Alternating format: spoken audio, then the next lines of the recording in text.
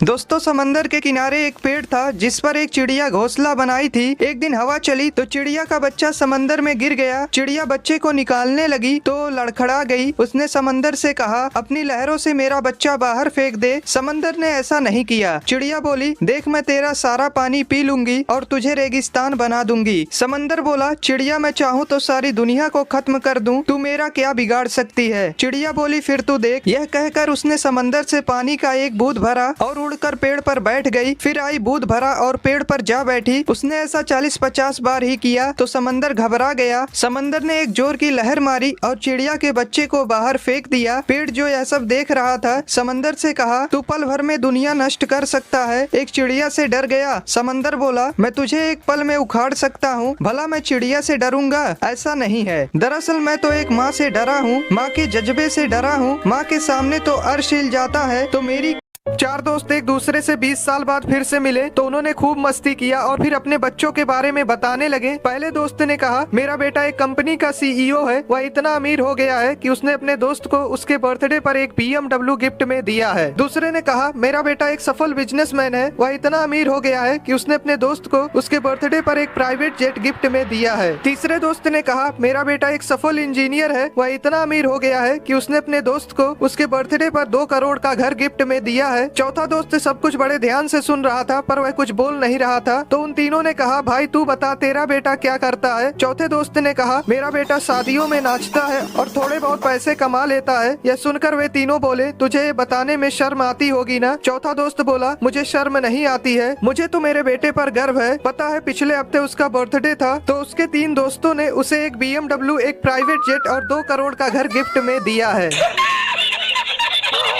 दोस्तों, एक गांव में एक साधु रहता था। वह जब भी नाचता था तो बारिश हो जाती थी। एक दिन गांव में शहर से 4 लड़के आए। जब उन्हें साधु के बारे में पता चला तो वे उसे चुनौती देने पहुंच गए। लड़कों ने गांव वालों को एकत्रित कर कहा कि हम नाचेंगे तो भी बारिश होगी, यदि हमारे नाचने से बारिश नहीं हुई तो साधु के नाचने से भी बारिश नहीं होगी। लड़के बड़े घमंडी थे। वे गाँव वालों के सामने साधु को गलत साबित करना चाहते थे। उन्होंने सबके सामने नाचना शुरू किया। पहला लड़का आधे घंटे नाचा लेकिन बारिश नहीं हुई। वह थक हार कर बैठ गया। फिर दूसरा 1 घंटे नाचा लेकिन बारिश का नामो निशान नहीं मिला। इसी तरह बाकी 2 लड़के भी नाच कर थक हार कर बैठ गए लेकिन बारिश नहीं हुई। अब साधु के नाचने की बारी आई। वह 2 घंटे नाचा लेकिन बारिश नहीं हुई। हालांकि उसने नाचना जारी रखा। उसे नाचते हुए शाम हो गई। वह फिर भी नाचता रहा। अचानक बादल गरजने लगे, फिर बारिश होने लगी। यह देखकर लड़के हैरान हो गए। उन्होंने साधु से पूछा, बाबा हम नाचे तो बारिश नहीं हुई लेकिन आप नाचे तो हो गई, ऐसा क्यों? इस पर साधु बोला, जब मैं नाचता हूँ तो 2 बातों का ख्याल रखता हूँ। पहला, मैं ये सोचता हूँ कि मेरे नाचने से बारिश जरूर होगी। दूसरा, मैं तब तक नाचता हूँ जब तक कि बारिश। एक बार एक अमीर आदमी महंगे जूते पहनकर मंदिर गया। जब वह मंदिर के सामने था तो उसने सोचा कि अगर मैं जूते मंदिर के बाहर छोड़ दूं तो वे चोरी हो सकते हैं। उसे मंदिर के बाहर एक भिखारी बैठा दिखाई दिया। वह उससे बोला, जब तक मैं मंदिर से वापस नहीं आ जाता क्या तुम मेरे जूतों की देखभाल करोगे? भिखारी हाँ में सिर हिलाया। आदमी अंदर गया। बोला, हुजूर यह कैसी दुनिया रची है तूने? किसी को इतना पैसा दिया कि वह महंगी से महंगी चीज खरीद सकता है तो किसी को 2 वक्त की रोटी के लिए भी सोचनी पड़ती है। तू सबको एक बराबर धन क्यों नहीं देता? यह सब सोचते सोचते अमीर आदमी ने निश्चय किया कि वह भिखारी को 1000 रुपए देगा। जब अमीर आदमी बाहर आया तो उसने देखा कि वहाँ ना तो भिखारी था ना ही उसके जूते। वह ठगा हुआ महसूस कर रहा था। वह नंगे पैर अपने घर की ओर चलने लगा। रास्ते में उसने देखा कि एक आदमी फुटपाथ पर जूते चप्पल बेच रहा है। वहाँ अमीर आदमी ने देखा कि उसके जूते वहाँ बेचने के लिए रखे हैं। वह दुकानदार से उन जूतों के बारे में पूछा। दुकानदार बोला, एक भिखारी इन जूतों को लेकर मेरे पास आया और मुझे 100 रुपए में बेच दिया। यह सुनकर अमीर आदमी मुस्कुराने लगा। तभी उसे एक आवाज सुनाई दी, बेटा जब सबके कर्म एक बराबर नहीं हो सकते तो मैं सबको धन एक बराबर कैसे दे सकता हूँ। दोस्तों, वीडियो अच्छा लगा हो तो लाइक